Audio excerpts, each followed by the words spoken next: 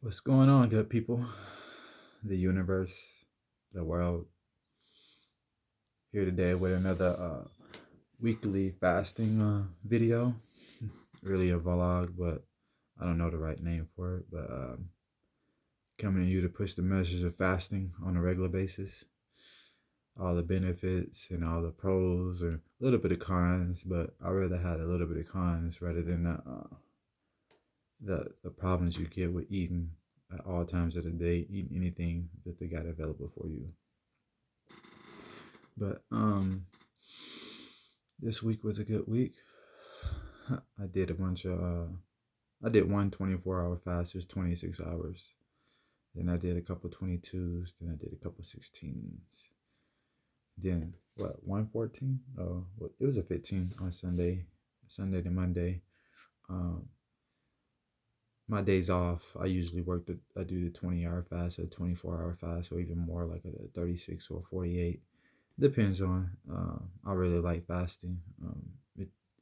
You take away, and then you find something else to do, and and the biggest part about it is I like is the rejuvenation, how fast things heal on my body, how I can control my blood pressure and my blood sugar, how I can have mental stable. Nobody can throw me off mentally. Physically, my weight is stable too. Like, my weight is not always gaining 5 pounds or gaining 10 pounds at a time because of the meals I eat and the water I'm retaining or the food I'm retaining. But it goes to show for you that sticking to anything pretty much will work. And I think this is the optimal thing, because how much the inside of your body is working when you're not constantly feeding it, constantly drowning it with a mess. And one of the things I like living in is autophagy. Well, ketosis and then autophagy. Ketosis happen after 16 hours of fasting, and autophagy happens around about 24 to in between 24 and 32, depending on what you eat before you start your fast. Okay, the day before you start a big fast, like a 24-hour and up, you need to eat water based, plain and simple, a lot of water, because water helps carry things a lot of places. You want to think of your body as a water system, and it's mostly like a river, but it got pond stops. So this goes down, that's the river, then it gets to the stomach, that's the pond, that's where it breaks everything apart, and then it keeps moving in the small intestines, large intestines, and it goes out. That's the river and the pond mindset that I have. And when you start putting stuff inside the pond, usually with ponds, they clean, they got the bacteria within the pond will clean itself. The same thing how your gut works. Your stomach will correct itself if it gives it time. If you're always putting something on top of it, putting something in it, it ain't never gonna have the time to heal itself.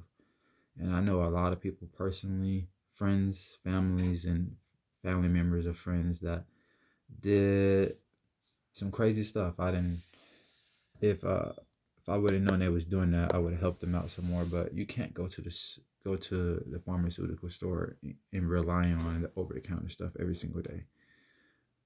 Like, the stuff they sell there will it would mask it. It will make you feel good, better in the moment, but it won't solve the problem.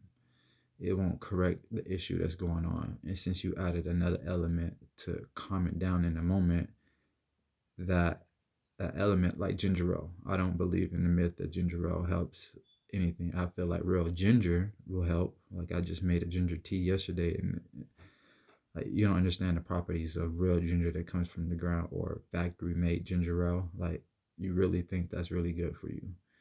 Literally, when you drink pop, the first thing you do is you feel high. It burns your throat, your whole back of your throat, the front of your throat, and all the way down. It burns. And some people are like, I love that burn feel. That's a straight acidic.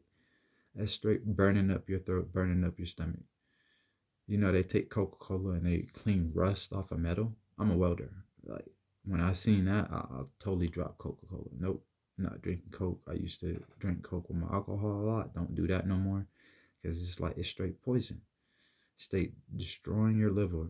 That, like, if you understand that your body's supposed to be at an alkaline base and you put acidity in it, it's not making it neutral, making it more towards the acidic area, especially if you keep putting acidic pharmaceuticals, acidic drinks, and acidic food. And that's why I got to the point. Like the whole plate of food I was eating was acidic. I was a person that was addicted to spicy food. I love spicy food. Like every meal I had to drown it with some hot sauce, drown it with some peppers. And to the point where other people was asking me, "Have you even tried the food yet before you drown it with hot stuff?" Nope, don't care. I just want the spiciness. Just when I was totally 100% addicted to it, nobody cared. Well, some people cared. The only reason they cared because they wanted you to really try their food, but don't really care about the high level of sodium in hot sauce, or how the people cook. Like I used to love like low cooked peppers. They put salt all over that just to get it spiced up. I guess I don't know. You know what I mean? But I know that salt's addicting, and that when you remove this out of your diet, you have better results. So when I don't eat salt for 3 or 4 weeks while fasting, my veins show up better. I can see my vein. Like right now, you can't really see it because I've been eating a little bit of salt. But once you get bigger into a fast, I notice that certain telltale signs on my body is this is healthy and this is not healthy. When I start seeing more veins in my hand and my forearms, I know that I'm on more of a healthier track. When I see a lot of my wrists is they're not bloated. If I go do some push-ups right now, you should see my veins. But if I get to the point where my wrist is kind of getting heavy, or even my neck, if it start to get kind of, I start getting like marks on my neck. It's just weird telltale signs about your body that will try to help you. And that's why I want to get people on, because that's what one thing what fasting does. It'll tell you one thing, and you got to go look at the other thing up. You can't just ignore pain. Oh, I'm just like that. I'm big boned, or my skin's all fucked up. No, it's usually a telltale sign like that something's going on. Your skin is your biggest organ in your body, plain and simple, and it absorbs the most at any other organ in your body because it's the biggest organ and it's active all over. From you can get an infection right here that will have to cut off your finger because they're like, oh, we don't want this infection. And it can be on the surface. It can be internal too, on the inner layer of your skin. But it comes down to like your skin absorbs. You have to keep it clean and you have to nutrients it. A lot of people don't realize that. And what I noticed with salt dries up the skin really, really bad. When I wasn't on top of my diet and I wasn't watching what I was putting in, it was when I first started going holistic and vegetarian and vegan. And I just thought switching the lifestyle would be better, but you actually got to be knowing the information that you put in your body within salts and oils and processed foods. And even when you take organic fruits and vegetables and you put them in the kitchen and you recreate them, you're making something new. It's a new chemistry to your body. That's all it is. It takes longer to break down. You want to have the shortest breakdown time. But the salt, I noticed, was really just drying me up. And what does salt do? Like before you put it in a cooked dish, it takes the moisture out of things. So if you're putting heavy salt in your body, you're gonna dry the fuck up. And that's what I did. Man, my wife was complaining like in my sleep. I was scratching like hell, and I was waking up, and I had these marks on me. I'm like, damn, was I scratching that hard? Like, wow, like to the point that my skin was really sensitive that I couldn't touch it, but it was still itchy. I can't kick it, and it was all over my body. It was everywhere. I'm talking about. I'll be scratching the back of my neck. The next thing you know, my whole back would be itching. It'd be really my stomach. Oh yeah, I was just scratching my stomach like crazy. And I noticed I was scratching right under where your belly is at, but where my pancreas is at. I noticed I was scratching there the most. And by my kidneys. I was like scratching right here. My back was like hella scratchy. Then my thighs and my calves. In the top of my feet, I cannot stop scratching. I was like, whoa. And it went on for like 8 months. I was like, whoa, what is going on with me? So I was like, let me book her down. Let me get on top of this. And that's when I realized that raw was the best for me. Raw fruits and vegetables. And that's what I do before going into any big fast is I do a whole day 100% raw. I really don't try to time restrict it.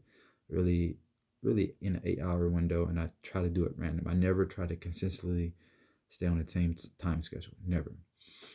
But salt is a big killer, man. Like it's a helper, but you can easily overindulge in it, and to the point it can really hurt you. It can really hurt you. The good salts, yeah, The bad salt's even worse. Like pink Himalayan salt's really good. Sea salt's great too.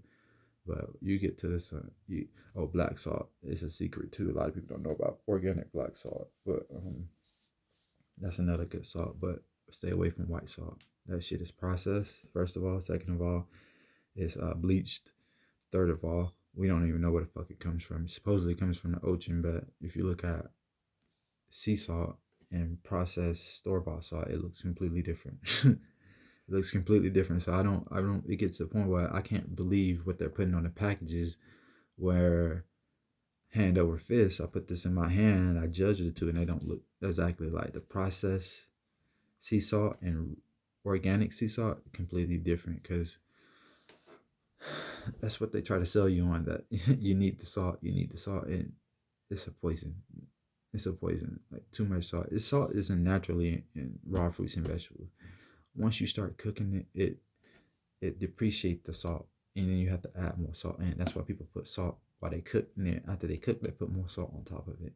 And I'm like, y'all don't realize y'all addicted to salt, and then the sauces got a whole bunch of salt and sugar inside of it, and it's like, wow, it's everywhere. You know what I mean? They just drown you in it, and that's why I like fasting, because it's like, all right, you take away and you reintroduce one thing at a time, and you see what your body reacts to, and that's what I did, and my body react good to this and bad to this, good to this, bad to this. And I know the salts and a lot of salts and oils. No, little to none. Little to no salt, little to no oils. I try to stay away from it. And I used to be a big advocate about coconut oil and grapeseed oil. I really put grapeseed oil on my skin. But coconut oil, little to none. You know what I mean? It's concentrated. If you take a coconut and you tear it apart, you had a machine that can tear coconut apart from the fibers to the meat to the water and the oil. One coconut will give you not even a teaspoon of oil, a half a teaspoon of oil maybe. And that's how much you should be consuming on a regular basis, is a half a teaspoon of some coconut oil.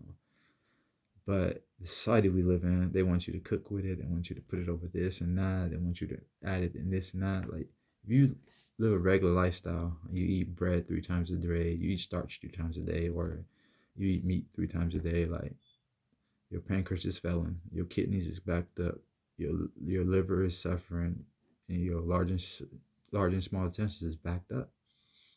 Plain and simple. I lived it. I got some pictures. I was looking at me 3 4 years ago, and I was thick. That boy was thick. Yeah, I was thick, and it's crazy because I got a 5-year-old daughter who don't really remember what I looked like when she was 2 or 1, and she's regularly looking like this now, and it's crazy. I show her the pictures, and she looks at me, then look at the picture, look at me. I was like, I look the same, but you can tell there's a lot different there. I had less hair. I had more fat in my face. Had more fat in other areas. All my clothes was pretty tight on me, and I felt uncomfortable in my skin, like plain and simple. And that's why I made a decision to let go of all that food that I was chasing, let go of that mindset, or let go of that I don't know what I'm eating. I just want to eat. And I used to wake up, first thing do, go start literally right after I brush my teeth, wash my face, go eat, get a snack, pre-snack before breakfast, then a breakfast, then before, then a pre-lunch, then a real lunch. It was the same pattern with me. I was like couple of snacks before, especially if I cooked. If I cooked, oh yeah, I'm eating the whole time I'm cooking. I was that person. I couldn't, even after I made a dish, I was like, oh, I'm not even hungry now because I was cooking. I was eating the whole time I was cooking. Then I would sit down and still eat sometimes because it was like that family community thing. And I was like, all right, I need to do that. And I didn't have no self-control when food was in front of me. Even the women that are around me just try this, just stick food in your mouth. And I had to get to the point where I was like, I'm fasting, I'm a day in, and I really don't want to put this oily, salty food in my body. And it's the first thing in a whole day or two putting in the body. I tried it. It will lock up your throat. Not lock it up to you can't breathe. It will close it up. For some odd reason, those salts and oils, it will close up your throat, man. It was another time I was on a 2-day fast, and I went to go pick up my daughter at school, and I was in the principal's office. I was picking her up early, and I was in the principal's office waiting on her. And it was the end of the day, kind of, and the lunch lady brought in some vegan snacks. It was a home ec lady. She brought in some vegan snacks, and I kind of stepped to the side. I was minding my business. You know, the principal, assistant principal, the front office lady, and they offered me one. I was like, no, I'm all good. They knew about my daughter and our family. We're plant based and everything. So they was like, oh, it's vegan. Hit me with that. And I was like, I can't really deny it. So I tried it. Totally like, I should have spit it up when I went outside, but I didn't. I totally ate it and I felt it. It felt like a knot all the way down to my stomach, small intestine. I literally felt, because I was trying to do a 42 hour fast, and I was already 30 hours, and I had 12 more hours to go. So it was literally midday, and I was gonna eat the next day. Yeah, it threw me 100% off. I felt that for the next 4 hours, and I was like, I'm gonna eat, and I ate a lot of like fruit to help push the fruit and tea, and it pushed it. I didn't even feel it no more because it was a cake. It was nothing but salt and oil. I was like, sure enough, I learned my lesson. Gotta be more distant in myself. You know what I mean? Like, that's that community part with it. Just eat it because everybody else eat it. Nah, my body ain't like yours. There's something special about my body that I reckon I was ignoring for about 25 years, that I started making the main thing I should notice in my body. And I'll talk about that in another video, how everybody got something special that they should be paying attention inside their body. That's pretty much sensitive to everything that we need to be paying attention to. But hopefully I didn't go too long about my weekly video, a little bit of why I do it. You know what I mean? But I like to work and fast. Like, it's crazy. You know what I mean? People notice. Like, I notice you don't be eating a whole lot. Yeah. I don't eat at all. Pretty much, I eat a little bit. I bring some snacks every now and then to work, but I don't really be eating lunch like everybody or eat on my breaks. I really meditate, take time to myself. My job's really loud, so I like going to a quiet place and just sitting there for 15 minutes and then going back to work. But thanks for watching. If you made it to the end, like, share it. Try to get this word out. Fasting is very, very, very promising. You know what I mean? Yeah, in the beginning it'll be kind of hard, but later it'll be that getting over the hump. You ain't coming down. You're just gonna keep going up. But peace. It's all love, baby.